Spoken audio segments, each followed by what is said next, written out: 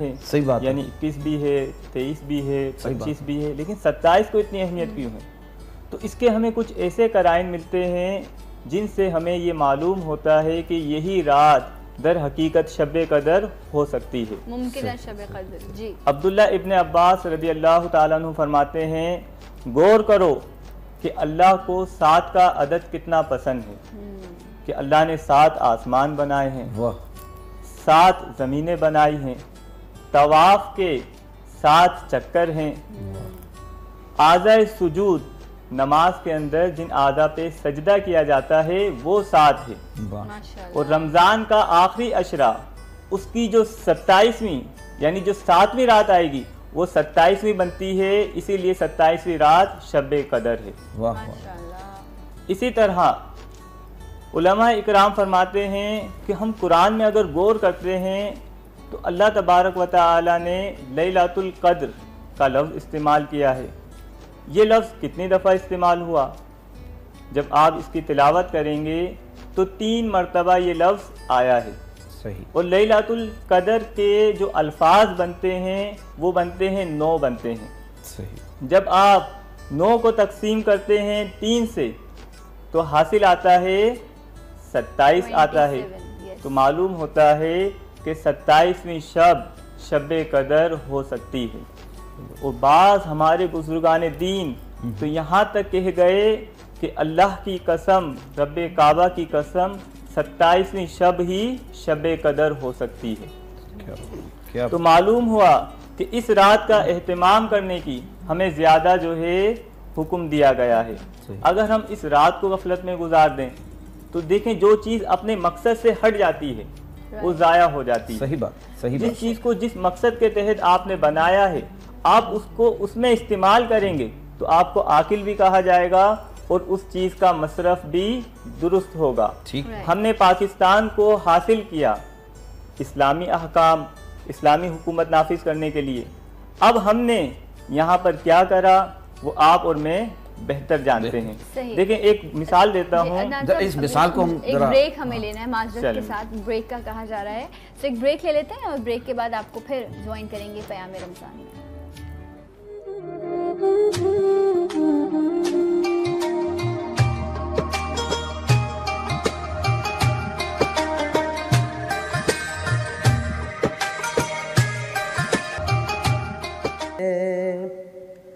जोगो चुका गए जोगोगा हुजूर जानते गए, तेरी अता से खुदाया हुजूर जानते गए, तेरी अता से खुदाया हुजूर जानते गए। खुदा को देखा नहीं और एक मान लिया,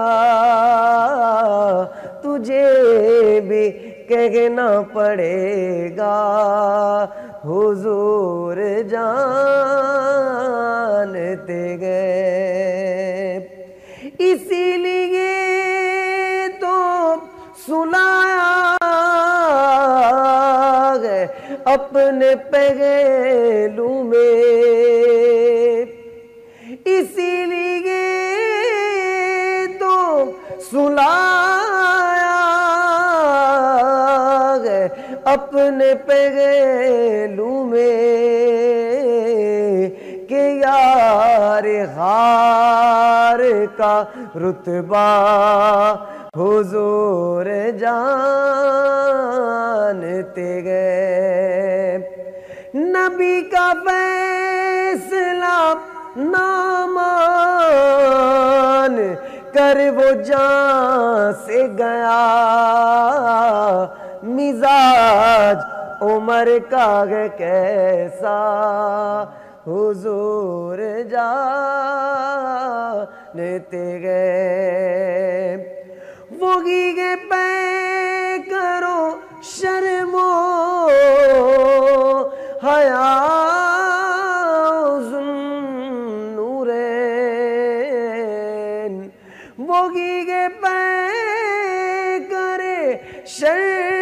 वो हयाउज़ुन नूरैन मकाम उनकी हया का हुजूर जानते गए मन कुन्तु मौला फ़ग़ज़ा अलीयुल मौला। हुजूर ने फरमाया जिसका मैं मौला उसका अली मौला है, जिसके मौला हुजूर से के गए अली मौला। अबू तुराब का रुतबा हुजूर जानते गए। मुफ्तियान किराम की इजाज़त से ये हदीस पाक भी कोट करवा दूँ कि सरकार अलैहिस्सलाम का फरमान है कि माँ फ़ातिमातुज़ ज़हरा मेरे जिगर का टुकड़ा है, तो जब भी दुआ मांगे तो माँ फ़ातिमातुज़ ज़हरा का वास्ता देंगे तो इंशाअल्लाह कबूल ही है। और शायर ने कितना खूबसूरत शेर लिखा। शायर कहते हैं मैं उनकी बात करूँ ये नहीं मेरी औकात के शान फ़ातिमा ज़हरा हुजूर जानते गए। नगी के ज़ादे सफ़र पास जिन गुलामों के उन्हें भी दर पे बुलाना हुजूर जानते गए। खुदा की जाने उबैदुर को गए पता क्या क्या। अयाज भाई हमें बस इतना पता गए हुजूर जानते गए। सुभान अल्लाह, सुभान अल्लाह। आबिद भाई माशाल्लाह, बहुत खूबसूरत कलाम आप मुंतखब करते हैं और जिस अदा से पेश करते हैं, क्या कहने क्या कहने। अच्छा जनाब, ब्रेक पर जाने से पहले अदनान भाई से हम ज़रा गुफ्तगू में मसरूफ़ थे। जी अदनान भाई वहीं से कंटिन्यू करें। देखिए अकल भी ये इस बात का तकाजा करती है कि जिस चीज़ को जिस लिए इख्तियार किया जाए वो उसी के मुताबिक हो। अगर शे का इस्तेमाल उसके ख़िलाफ़ होगा तो इस्तेमाल करने वाले को भी बेवकूफ़ कहा जाएगा। सही। मिसाल के तौर पर टोपी है, उसको हमने सर पे पहनने के लिए जो है वज़ा किया है। सही। और उगालदान थूक के लिए है। सही। अब अगर कोई उगालदान को जो है सर पे लेगा तो उसको बेवकूफ़ कहा जाएगा, क्योंकि उसने उस चीज़।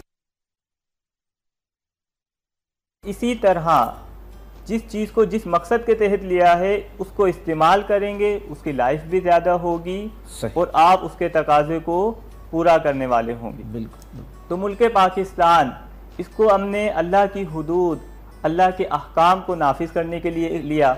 अब अगर हम इसका निफाज करेंगे तो ये मुल्क तरक्की भी करेगा और खुशहाली भी आएगी। और आज इसका जो इस्तेमाल हो रहा है वो सब पर आया है और नतीजा भी आपके सामने है। बहुत अच्छा। अच्छा भाई, शर्मिंदगी की बात थोड़ी रह गई थी तो हम ये पूछना चाहेंगे मुफ्ती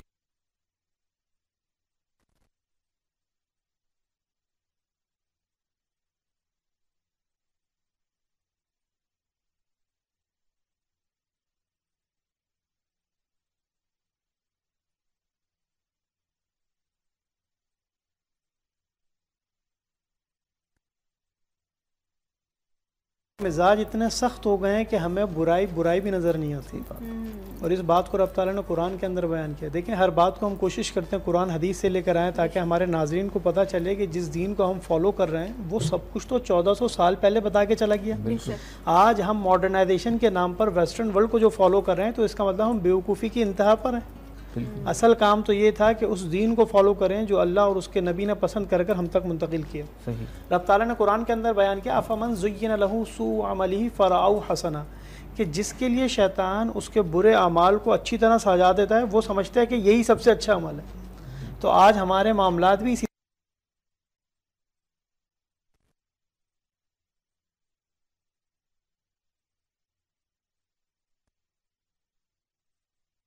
बुराई का खौफ मिटता जा रहा है, रब ताला के अहकामात से अमल करने से हम दूर होते जा रहे हैं, शरीयत मुतहरा पर अमल पैरा होने से दूर होते जा रहे हैं। इसकी मेन रीज़न क्या है कि हमारे दिल के अंदर दीन की अज़मत कम होती जा रही है। दीन की अज़मत को बरकरार रखने के लिए ज़रूरी है ऐसी हस्तियों का जिक्र खैर किया जाए कि जिनकी बरकत से दीन हम तक मुंतकिल हुआ, और जब उनका जिक्र करेंगे तो सबसे पहले आप अलैहिस्सलातु वस्सलाम के असहाब और उनके आले बैत का जिक्र आएगा, और जब ये बात होगी तो सबसे पहले जिक्र उन लोगों का आएगा कि जिन्होंने दीन इस्लाम के खातिर तरह तरह की आजमाइशों को सहा लेकिन दीन को अपने से जुदा होने नहीं दिया, जिसके अंदर सैयदना बिलाल हबशी रदी अल्लाह तआला अन्हु का नामी सबसे ऊपर नजर आता है।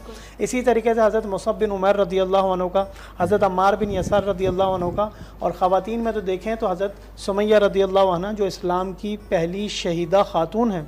और फिर जब पहली वॉर को देखते हैं मुसलमान और नॉन मुस्लिम के दरमियान, तो जंग बदर मुसलमानों के पास वॉर के सारे इक्विपमेंट भी थे नहीं थे, उसके बावजूद वो मैदान के अंदर आए सिर्फ इस बुनियाद के ऊपर कि जिसके दीन को बचाने के लिए लड़ रहे हैं वही हमें बचाएगा, और परवरदिगार ने अपनी रहमत के सदक़े में उनको बचाया, और उसके अंदर से 10 या 11 मुसलमान शहीद हुए, और रब ताला ने पहली वॉर मुसलमानों के हक में दी।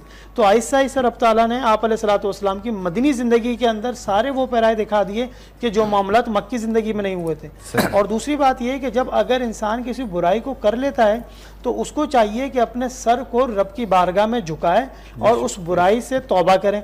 कि इंसान में और शैतान में फ़र्क क्या बताया, खुद कुरान बताता है कि शैतान ने जब रब ताला के हुक्म की उदूली की, हुक्म नहीं माना, तो वो अकड़ा और उसने तकब्बुर किया। लेकिन जब सैयदना आदम आला नबीयुन अलैहिस्सलातु वस्सलाम से इज्तिहादी ख़ता हुई तो वो ज़मीन पर जब आए तो उसके बाद उनका एक ही काम था, रब्बना ज़लमना अनफुसना व इल्लम तग़फ़िर लना व तरहमना लनकूनन्ना मिनल ख़ासिरीन। ऐ मेरे परवरदिगार, अगर तू हमें माफ़ नहीं करेगा जो हमने अपनी जानों पर जुल्म किया तो यकीनन हम खसारा उठाने वालों में से होंगे। तो इंसान और शैतान में फ़र्क ये है कि इंसान अगर कोई गलत काम कर भी ले तो अपनी गर्दन झुकाकर रब ताला को मना ले कि यार मुझसे गलती हो गई, मुझे अपनी रहमत के सदक़े में माफ़ कर दे। लेकिन अगर ये तरीका अंदाज को अपनाएंगे नहीं तो इसका मतलब हमारे अंदर इंसान की सिफात कम और शैतान के मामला ज़्यादा दखल कर रहे हैं। और आप अलैहिस्सलातु वस्सलाम ने हदीस मुबारक के अंदर बयान किया, इन्ना शैतान यजरी फी अहदिकुम का मजरी दम, कि शैतान तुम्हारे जिस्म में इस तरह सर्कुलेट करता है जैसे ब्लड सर्कुलेट करता है। तो हमें अपने मामलात को देखना होगा कि वो कौन से स्टेप्स हैं जो हमें बुराई की तरफ ले जा रहे हैं, वो कौन सी बातें हैं जो भलाई की तरफ ला रहे हैं। तो रब ताला ने एक आयत कुरान करीम के अंदर बयान की, या अय्युहल्लज़ीना आमनू ला तत्तबिउ खुतवातिश शैतान इन्नहु लकुम अदुव्वुम मुबीन। ए ईमान वालो, शैतान के नक्शे कदम पर नहीं चलो, वो तुम्हारा खुला दुश्मन है। तो जब रब ने बता दिया वो तुम्हारा दुश्मन है तो दुश्मन को कॉपी नहीं करो। तो यार अब किसको कॉपी करें? तो फिर कुरान ने बताया, लक़द कान लकुम फ़ी रसूलिल्लाहि उस्वतुन हसना, कि हुजूर अलैहिस्सलातु वस्सलाम की पैरवी तुम्हारे लिए बेहतर है। तुम चाहते हो ना किसी को कॉपी करो, तो इस पूरी कायनात में मैंने एक ज़िंदगी ऐसी बना के रखी है कि क़यामत तक आने वाला शख्स उस ज़िंदगी को देखे, वहाँ से मोती उठाकर अपने दामन में रखता रहे, तो उसकी दुनिया भी गुलजार हो जाएगी और आखिरत। मुफ्ती साहब क्या खूबसूरत बात कर दी। मुफ्ती साहब एक मैं चाहूँगा कि अपनी दुआओं में एक दुआ और ज़रूर शामिल करें कि जैसी इन ताक रातों में, इन बड़ी रातों में हमारी कैफियत होती है माफ़ी मांगने की, अल्लाह से लौ लगाने की, जुस्तजू में लगे होते हैं, जैसी ईद ख़त्म होती है हम वापस रूटीन में, तो दुआ ये होनी चाहिए कि ये कैफियत हम पे बरकरार रहे, कायम रहे। इसके हवाले से थोड़ा सा कुछ आप अलैहिस्सलातु वस्सलाम ने हदीस मुबारक के अंदर बयान किया इस हवाले से कि इंसान के मामलात कम और ज़्यादा होते रहते हैं, तो वो कौन सा अमल है जो ज़्यादा पसंदीदा है? तो आप अलैहिस्सलातु वस्सलाम ने बताया, फ़इन्ना खैरल अमली अदवमुहु व इन अक़ल्लम।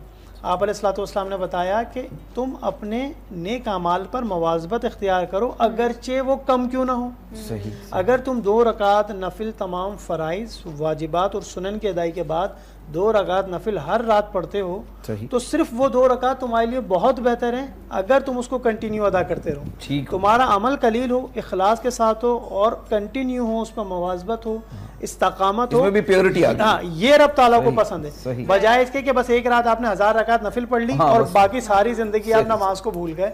तो उससे बेहतर ये था कि 2 रकात पढ़ें लेकिन कंटिन्यू पढ़ें, रब ताला को भूल कर। राइट जनाब, कंटिन्यूटी लाइफ में बड़ी ज़रूरी। मुझे एक मैं भी अयाज से भी जिक्र कर रही थी कि एक मुझे वाक़या याद आया, बड़ा खूबसूरत है, तौबा के हवाले से बड़ी इबरत मिलती है, उससे ज़रूर आपके साथ शेयर करूँगी। लेकिन पहले एक ब्रेक के बाद आपको फिर ज्वाइन करेंगे पयामे रमज़ान सहर ट्रांसमिशन में।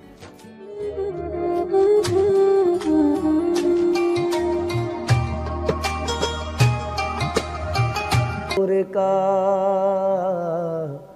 सदका लेने नूर का, आया गे तारा नूर का। मैं गदा तू बादशाह, भर दे पियाला नूर का। मैं गदा तू बादशाह, भर दे पियाला नूर का। नूर दिन दूना तेरा, दे डाल सदका नूर का। तेरी नस्ले पाक में है बच्चा बच्चा नूर का। तेरी नस्ले पाक में है बच्चा बच्चा नूर का। तू है आईने नूर तेरा, सब घराना नूर का। बड़ी प्यारी बात अयाज भाई, आला हज़रत ने फरमाया कि जिब्रील अमी फरिश्तों के सरदार जब भी सरकार की बारगाह में हाजिर होते तो आदमी की शक्ल में आते, बशर की शक्ल में आते और फिर सरकार से इजाज़त मांगते। इजाज़त होती तो अंदर आते, इजाज़त ना होती तो फिर चले जाते। तभी शायर ने लिखा कि उनके घर में बे इजाज़त जिब्राईल आते नहीं, कदर वाले जानते हैं कदर व शान अहले बैत। आला हज़रत ने यूँ जिक्र किया, फरमाते हैं आला हज़रत, आरा गए आदमी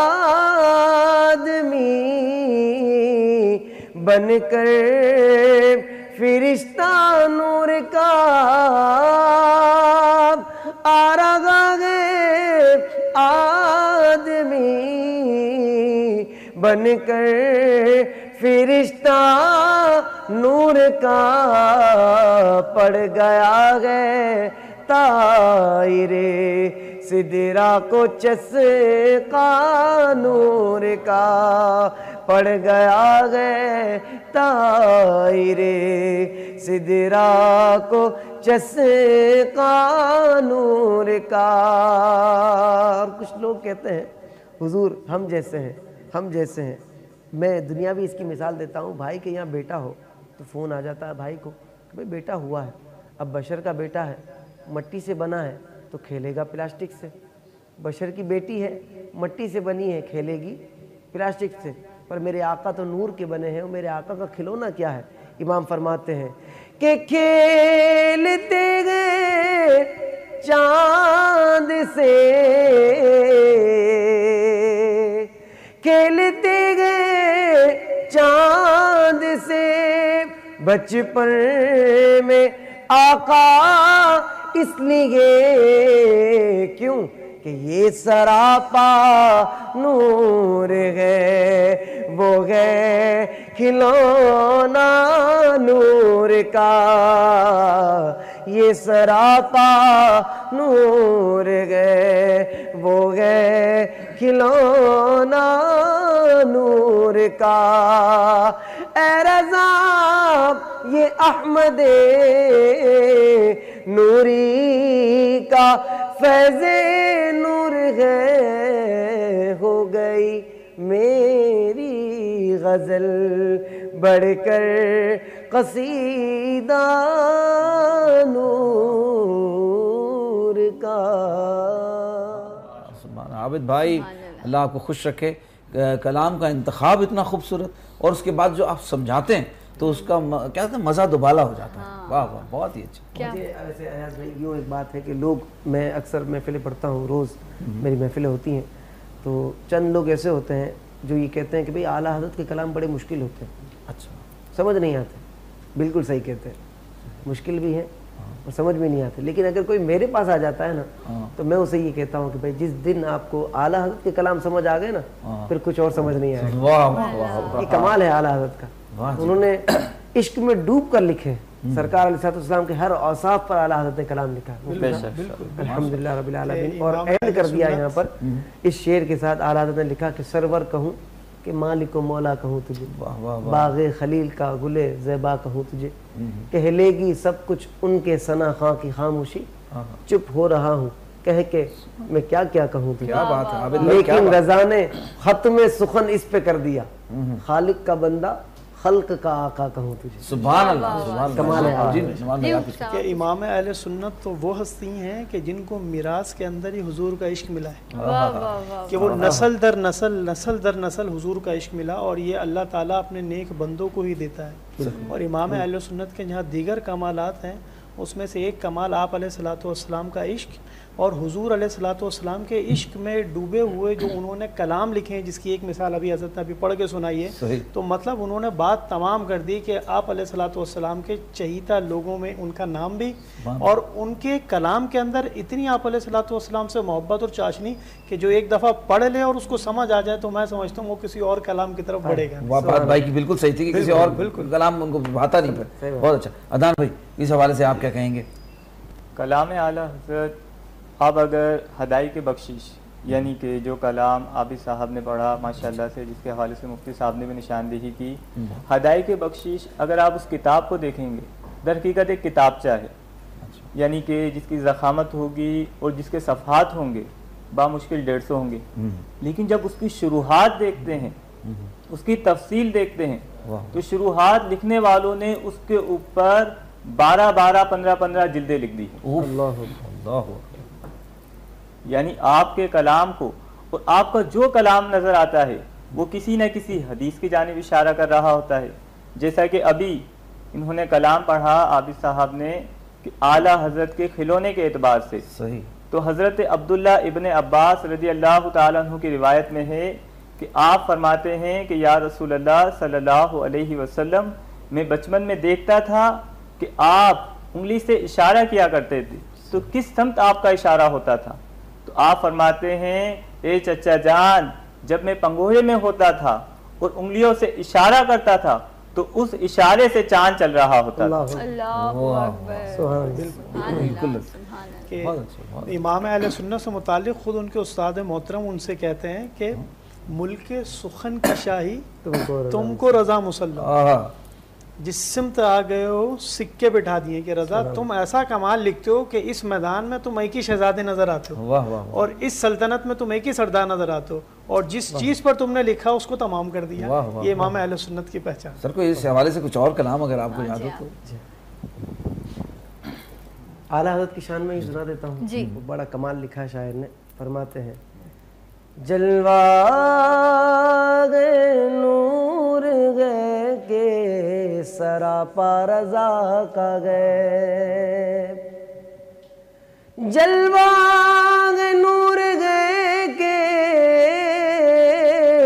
सरापा रजा का गए, जिस्मत तस्वीर सुन्नियत के लहजा रजा का गए, तस्वीर सुन्नियत के चेहरा रजा का गए, वादी रजा की को गए, हिमालय रजा का गए, जिस सिमत देखिए वो इलाका रजा का गए, जिस सिमत देखिए वो इलाका रजा का गए, अगलों ने तो लिखा गए बहुत इल्म दीन पर, अगलों ने तो लिखा गए बहुत इल्म दीन पर, जो कुछ गए इस सदी में वो तन्हा रजा का गए, जो कुछ गए इस सदी में वो तन्हा रजा का गए। जिस्म देखिए वो इलाका रजा का गए, वादी रजा की कोगे हिमालय रजा का गए। सुभान अल्लाह। आबिद भाई बस इसी तरह पढ़ते रहें और हम आपको सुनते रहें, क्या कहना है। लेकिन अब क्या करें, ये घड़ी है ये बताती है कि भाई प्रोग्राम का वक्त ख़त्म हो रहा है। हालांकि इस तरह की महफिल जब होती है तो दिल करता नहीं कि इसको जो है वो खुदा हाफिज कहें, लेकिन क्या करें। और अब हमें तौफीक दे कि हम इस तरह की महाफिल का हिस्सा बने, हम ऐसी महाफिल का इनेकाद कर सकें। बहुत शुक्रिया मुफ्ती नुमान खान साहब आप आए, मोहम्मद अदनान साहब आपका बहुत शुक्रिया, हाफिज़ भाई आपकी तो क्या ही बात है माशाल्लाह। रब आपको जज़ाए खैर दे, आपको तौफीक दे कि आप इसी तरह रब की हमद और सना खानी करते रहें। और आपसे जाते जाते आज क्योंकि 27वीं शब है, हर दिल यही चाहता है कि बस मैं जो हूँ कुछ ऐसा कर लूँ कि मेरी मग़फ़िरत हो जाए, मेरे गुनाहों की तलाफ़ी हो जाए, मुझे मुआफ़ी मिल जाए। तो हम सब मिलकर, मैं जो स्क्रीन के उस तरफ बैठे हैं और जितने लोग इस वक्त मेरे साथ ऑन एयर हैं या जो सामने मौजूद हैं, सबके लिए मैं चाहूँगी कि आप तौबा पढ़ें ताकि हम भी मिलकर रब से तौबा करें कि या रब हमारी गुनाहों को, हमारी गलतियों को मुआफ़ फरमा दे। और हम इजाज़त लेंगे भाई अयाज़ अहमद को और सना को दें इजाज़त। इंशाल्लाह कल आपसे फिर मुलाकात होगी। अल्लाह हाफ़िज़। अल्लाह हाफ़िज़। तौबा कबूल हो मेरी, तौबा कबूल हो, तौबा कबूल हो मेरी, तौबा कबूल हो। या रब मैं गुनाहगार हूँ, तौबा कबूल हो। या रब मैं गुनाहगार हूँ, तौबा कबूल हो, तौबा कबूल हो मेरी, तौबा कबूल हो। सरगे हम हाथ मेरा उठा गए, या तुझसे मेरी दुआ है। या रब मैं गुनाहगार हूँ, तौबा कबूल हो। या रब मैं गुनाहगार हूँ, तौबा कबूल हो। या रब मैं गुनाहगार हूँ, तौबा कबूल हो, तौबा कबूल हो मेरी, तौबा कबूल हो। जिंदगी नाम रख दिया किसने, मौत का इंतजार है दुनिया में जगह।